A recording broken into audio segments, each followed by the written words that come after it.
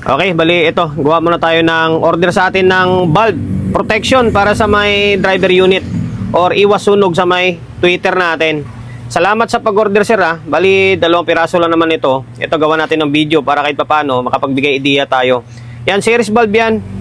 Protection bulb para sa may tweeter para hindi basta-basta masusunugan. Ayan, materialis natin. Copper wire syempre. Magandang klase ng wire ang gamit natin dyan. Okay, pasensya na sa kamay natin, marumi kasi gumagawa tayo ng speaker. Ayan, magagandang klase ng wire, copper wire talaga. Tapos, ayan, 1.5 na 400 volts na kapasitor, starting kapasitor ng electric fan. Maganda yan kasi may butas siya, i-tornilyo mo na lang. Tapos, bulb na 35 watts, double contact na 12 volts. Ayan, yung kukunin yung pin is dalawang gitna lang. Tapos, 10 watts na 5 ohms. Okay, optional yung resistor ha. Kung sa tingin nyo medyo magaspang yung tunog, pwede nyo tanggalin yan. Pero kung gusto nyo mas matibay, okay na yan ganyan. Ayan, may nabuo na akong isa.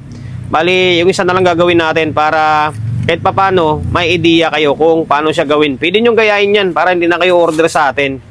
Okay? Yan, pasensya na kayo sa may background ng ilaw natin. Medyo may nag-interrupt na parang shadow. Bagong palit kasing ilaw ko. Okay, una-unang gagawin natin ay kargahan natin ng tingga. Yung paghinangan natin yung mga dapat hinangin natin para mabilis siya ihinang sa kada isa. Yan, kakargahan lang ng tingga yung mga wire. Yan, diskarte lang. Gayahin nyo na lang para kahit papano may idea kayo and then para hindi kayo basta-basta masusunugan. Okay, 100% sure ball yan. Ang dami na nagpapasalamat sa akin yan. And then marami na rin gumayan yan. Marami nang gumawa ng video niyan na sariling version nila kuno na sa akin naman galing. Ayan, minsan pag gumawa tayo ng video natin, mag-credit tayo sa original. Okay, ayan. Next move ay siyempre putulin yung mga maka-exist na wire. Maganda yung wire na yung kapasitor ng gamit natin kasi may nakaabang na wire na no need na natin magdugtong. Ayan, tapos siyempre kakargahan mo ng tingga ulit yan.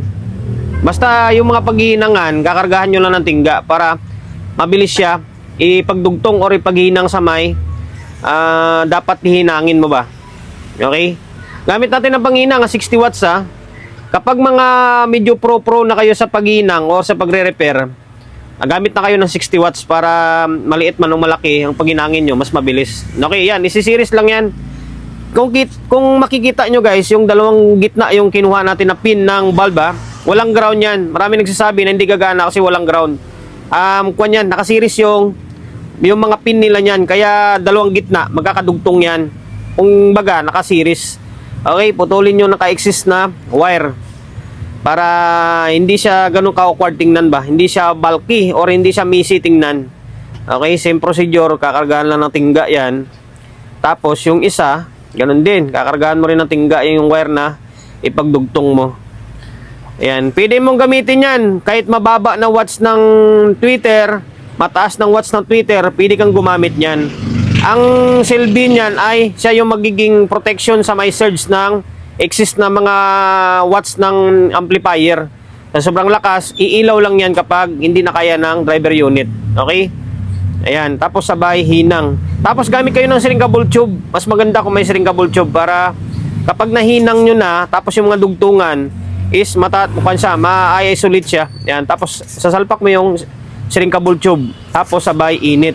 Okay, sa mga nagtatanong kung anong pangalan niyan, yung parang goma na sinasalpak, shrinkable tube yan.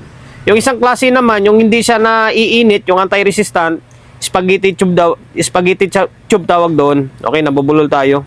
Okay, and then sa kabilang side, sa may negative side, kuwan lang yan, gamit natin dyan, yung 10 watts na 5 ohms. Pwede kayong gumamit ng 10 ohms na 10 watts, pero mas makwan yun, makapal na yung tunog nun.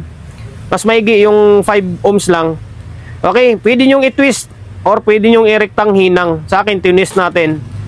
Sabay, karga ng tingga. Ayan. And then, lahat ng mga naka-excess, siyempre, yung sobrang alambre or wire, putulin nyo para hindi naman siya, sabi ko nga, hindi siya messy, hindi siya bulky tingnan. Mas malinis tingnan kapag walang mga naka-exist. Same procedure, lalagyan ng shrinkable tube, tapos sabay, iinitin lang. Ayan. Maraming salamat sa mga suporta nyo, sa patuloy nyo na pagsusuporta sa akin. Kaya hanggang ngayon, nasa ere pa rin, nasa YouTube pa rin si Solid J dahil sa inyo.